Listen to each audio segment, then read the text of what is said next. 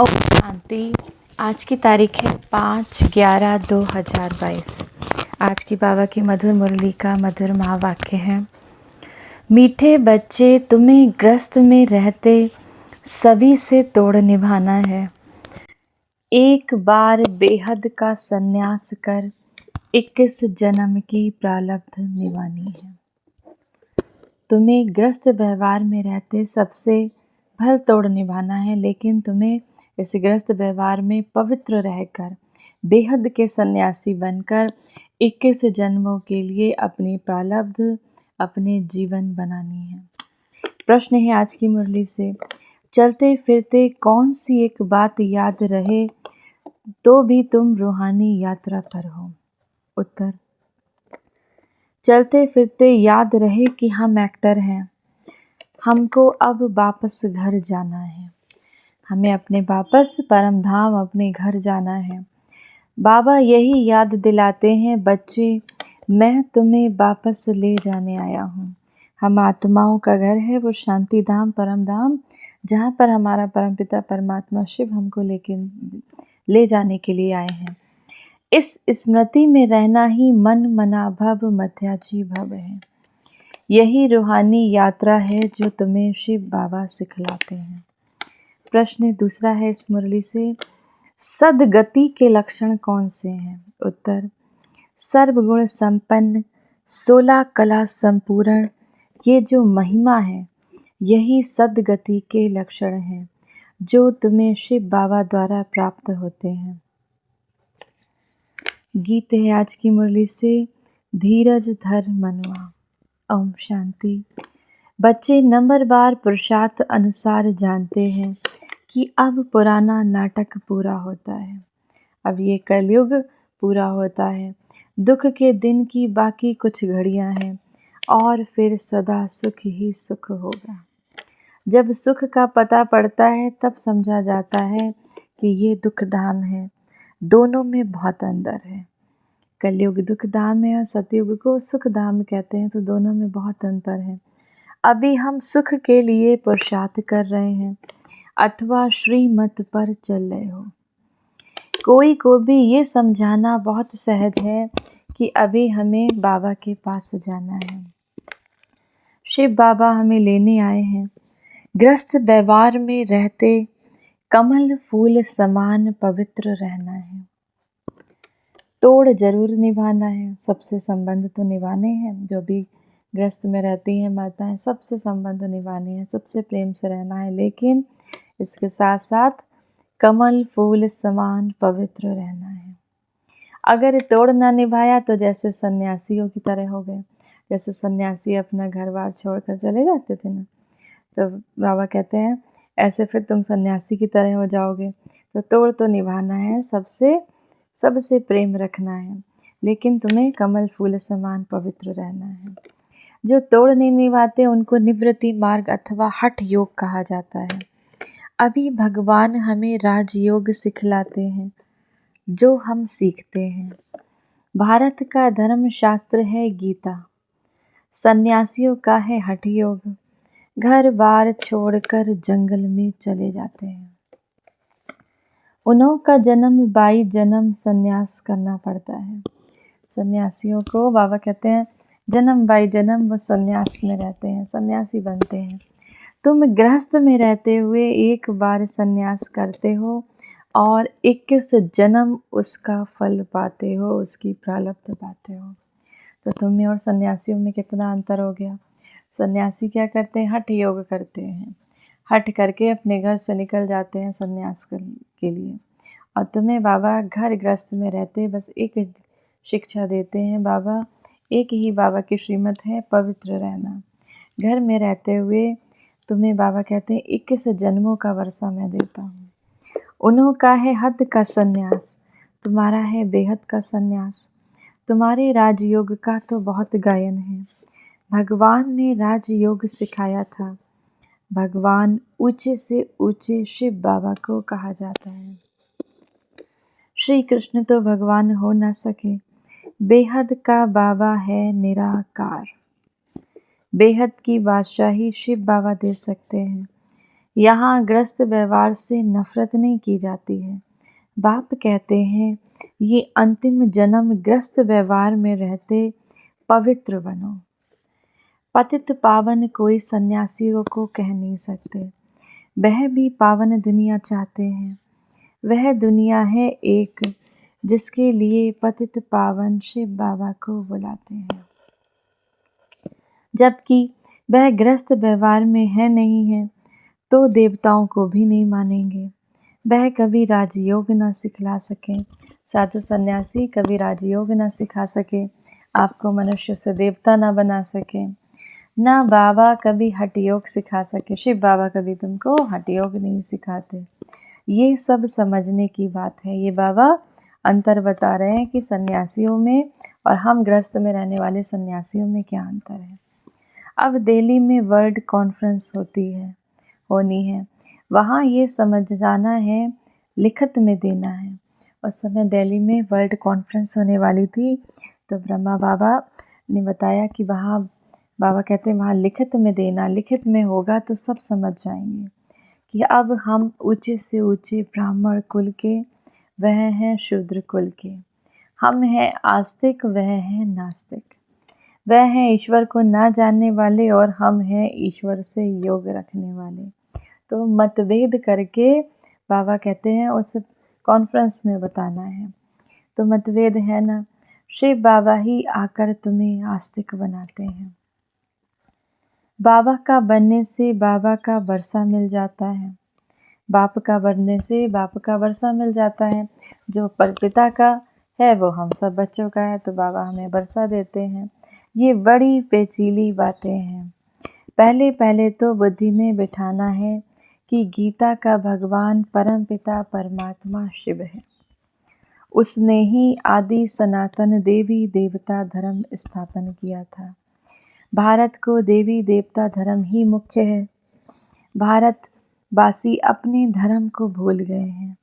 ये भी तुम जानते हो, भारतवासियों को ड्रामा अनुसार अपना धर्म भूलना ही है। तब तो बाबा आकर फिर स्थापन करें। जब अपना धर्म भूलते हैं, बाबा कहते हैं तुम जब अपना धर्म भूल गए थे तब फिर ये पतित पावन शिव बाबा आए और पुनः इस कलयुग के अंत में देवी देवता धर्म बना सतयुग की स्थापना कर रहे हैं।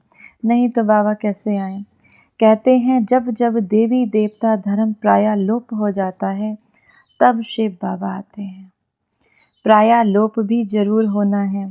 कहते हैं बेल की एक टांग टूट गई, बैल की एक टांग टूट गई, बाकी 3 टांगों पर दुनिया खड़ी है। मुख है ही 4 धर्म।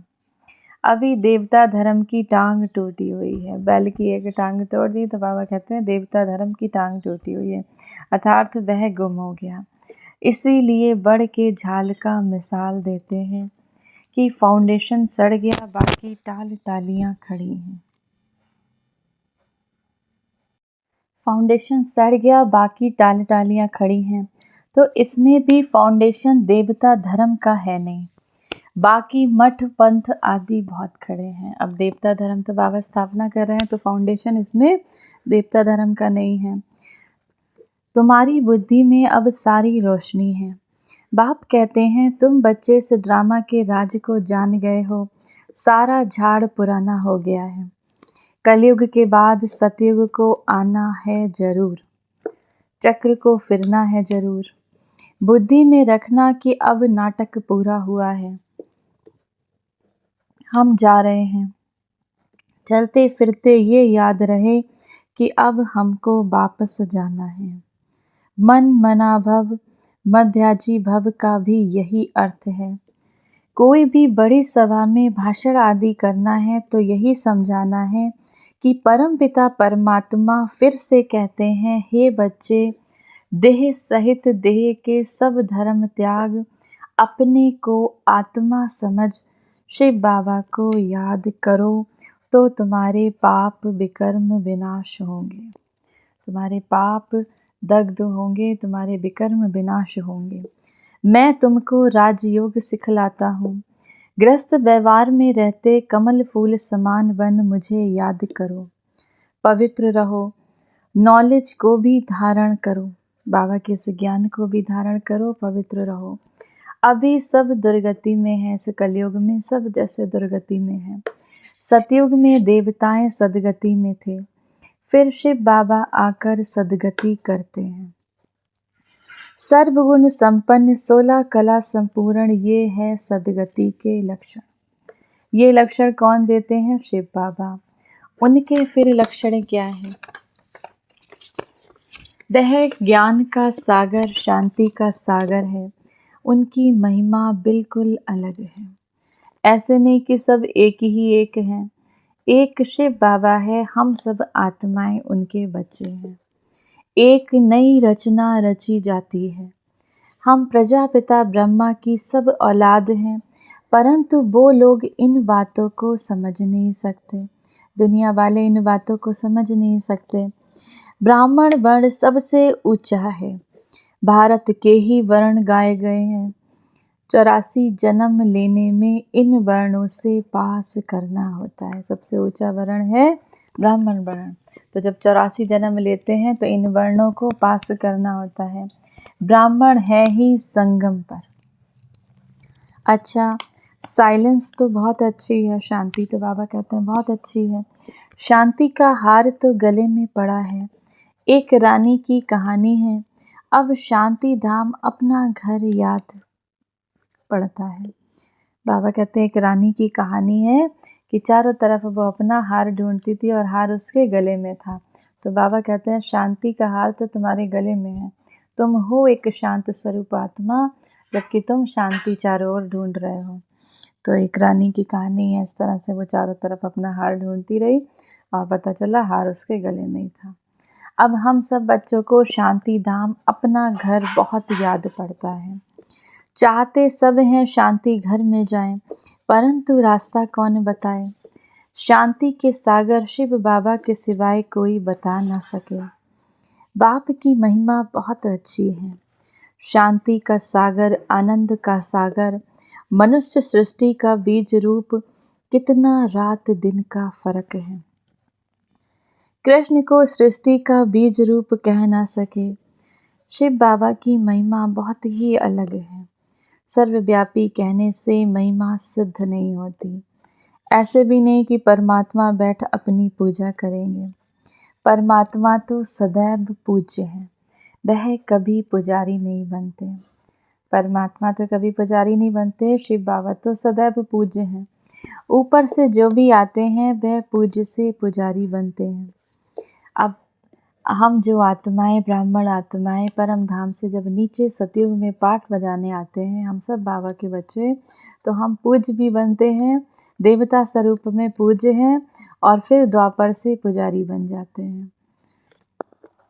तो बाबा कहते हैं ये पॉइंट्स तो बहुत हैं। अब देखो आते कितने ढेर हैं, परंतु निकलते कोटों में कोई है, क्योंकि मंजिल बहुत ऊंची है। बाबा के पास बहुत आते हैं, लेकिन उस मंजिल तक पहुंचने के लिए कोटों में कोई ना कोई निकलते हैं, क्योंकि ये मंजिल बहुत ऊंची है। प्रजा तो ढेर बनती रहेगी, परंतु कोटों में कोई माला का दाना बनते हैं। नारद का मिसाल, तुम अपनी शक्ल देखो, लक्ष्मी को भरने लायक बने हो। बाबा कहते हैं, नारद का मिसाल देते हैं बाबा कि तुम अपनी शक्ल देखो कि तुम लक्ष्मी के भरने लायक बने हो। राजा तो थोड़े बनेंगे, एक राजा की ढेर प्रजा बनती है। पुरुषार्थ करना चाहिए ऊंचे बनने का। राजाओं में भी कोई बड़ा राजा, कोई छोटा राजा। भारत में कितने राजाएं हैं, कितनी राजाइयाँ चलती हैं। सतयुग में भी बहुत राजाएं महाराजाएं होते हैं। महाराजाओं के फिर प्रिंस प्रिंसेस भी होते हैं। उनके पास बहुत धन होता है। राजाओं के पास कम प्रॉपर्टी होती है। अभी है प्रजा का प्रजा पर राज्य। कुछ राजाओं के पास कम, किसी राजा के पास बहुत प्रॉपर्टी होती है। तो बाबा कहते हैं अभी क्या है, कलयुग में प्रजा का प्रजा पर राज्य है। अभी राजधानी स्थापन हो रही है। ये है श्री लक्ष्मी नारायण बनने की नॉलेज। ये सारा ज्ञान है लक्ष्मी नारायण बनने का। उसके लिए ही तुम बच्चे पुरुषार्थ कर रहे हो। पूछते हैं बाबा से बच्चे कि बाबा लक्ष्मी नारायण का वध पाएंगे या सीताराम का। तो सब कहते हैं लक्ष्मी नारायण का। लक्ष्मी नारायण का बाबा से पूरा बरसा लेंगे। तो ये कितनी वंडरफुल बातें हैं, जो कोई जगह ऐसी बातें हैं नहीं। कहीं भी किसी सत्संग में जाइए, ऐसी कोई बात कह न सके सिवाय उस पतित पावन परमात्मा शिव के कि तुम बरसा लोगे, तुम 21 जन्म सुखी रहोगे। सब बातें कहीं हो नहीं सकती, ना तो कोई शास्त्र में है। अब तुम्हारी बुद्धि का ताला खुल गया है। बाप समझाते हैं चलते फिरते अपने को एक्टर समझो। अब हमको वापस जाना है। ये सदैव याद रहे कि इसको ही मन मना भव मत्याजी भव कहा जाता है। बाबा कहें अपने को एक्टर समझो कि इस सृष्टि रूपी रंगमंच पर मैं आत्मा पार्ट बजा रही हूँ। मैं अपना पार्ट बजा रही हूँ। मैं एक हीरो पार्टधारी आत्मा हूँ। तो जैसे कहते हैं ना, किसी मूवी में, सिनेमा में देखिए तो जो हीरो पार्टधारी है वो अपना पार्ट कितना अच्छे से बजाते हैं। तो हमें भी चलते फिरते एक्टर बन के चलना है कि हमें ये सारी सृष्टि देख रही है, तो हमारा पार्ट कैसा होना चाहिए, बिल्कुल बेस्ट होना चाहिए। तो बाबा कहते हैं इसको ही कहते हैं मन मना भव मध्याजी भव कहा जाता है। बाप घड़ी घड़ी याद दिलाते हैं बच्चे तुमको वापस ले जाने आया हूँ। यह है रूहानी यात्रा, ये शिव बाबा के सिवाय और कोई करा नहीं सकते। भारत की महिमा भी करनी है। ये भारत होलिएस्ट लैंड है। ये भारत सबसे पवित्र भूमि है। होलिएस्ट लैंड माना पवित्र से पवित्र भूमि है। सर्व के दुख हरता सुख करता, सबके सदगति दाता, बाबा का बर्थ प्लेस माना जन्म स्थान है। वही बाप सबका लिबरेटर भी है, वही शिव बाबा सबका लिबरेटर भी है। ये भारतवर्ष बड़े से बड़ा तीर्थ स्थान है। परमात्मा आते ही भारत में है। भारतवासी भल शिव के मंदिर में जाते हैं, परंतु शिव बाबा को जानते नहीं, अपने पिता को नहीं जानते, अपने बाप को नहीं जानते कि कौन हमारा पिता है। गांधी को जानते हैं, समझते हैं वह बहुत अच्छा था, इसीलिए उस पर जाकर फूल चढ़ाते हैं, लाखों खर्चा करते हैं। अब इस समय है उन्हों का राज्य, जो चाहें सो कर सकते हैं। ये तो बाप बैठ गुप्त धर्म की स्थापना करते हैं। शिव बाबा बैठकर गुप्त धर्म की स्थापना करते हैं, देवी देवता धर्म की स्थापना करते हैं। भारत में पहले देवताओं का राज्य था। दिखाते हैं असुरों और देवताओं की लड़ाई लड़ी, परंतु ऐसी बात है नहीं। यहाँ युद्ध के मैदान पर माया पर जीत पाई जाती है। हम सब बच्चों का माया से युद्ध है। माया के इन 5 विकारों से युद्ध है। काम, क्रोध, मोह, लोभ, अहंकार, इनसे युद्ध हम सब बच्चों का चलता है। तो वहाँ पे असुरों का और मनुष्यों का युद्ध नहीं दिखाते। जो दिखाया गया है उसको बाबा कहते हैं, उसका क्या है, उसको तुम आत्माओं का माया से युद्ध चलता है। माया पर जीत तो जरूर सब शक्तिमान शिव बाबा ही पहनाएंगे। जितना जितना बाबा से शक्तियाँ लेंगे उतना उतना माया के इन 5 विकारों पर जीत पाएंगे। बाप ही रावण राज्य से छुड़ाए राम राज्य की स्थापना कर रहे हैं। बाकी वहाँ लड़ाई आदि की बात होती नहीं। अभी देखो मनुष्यों में शक्तिवान कृष्ण लोग हैं, वह सब पर जीत पहन सकते हैं, परंतु वह विश्व का मालिक बने ये कायदा नहीं। इस राज को तुम ही जानते हो। इस समय सर्वशक्तिमान की राजधानी कृष्ण की है। इस समय सर्वशक्तिमान राजधानी कृष्ण की है। नहीं तो उनकी संख्या सबसे कम होनी चाहिए, क्योंकि वो अंत में आए थे।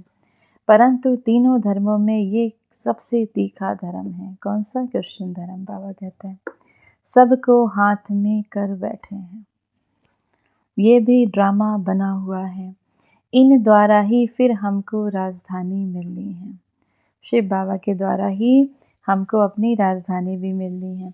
कहानी भी है, 2 बंदर बड़े लड़े, माखन तीसरे को मिल जाता है। ये सब धर्म आपस में जब लड़ेंगे तो हमको क्या मिल जाएगी? हमको तो अपनी राजधानी मिल जाएगी, मक्खन तीसरे को मिल जाता है।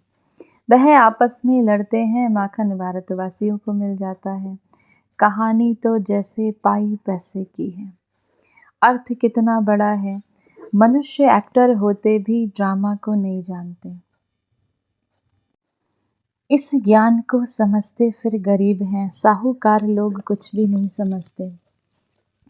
गरीब निवास पतित पावन शिव बाबा ही गाया हुआ है, बाप को ही गाया हुआ है।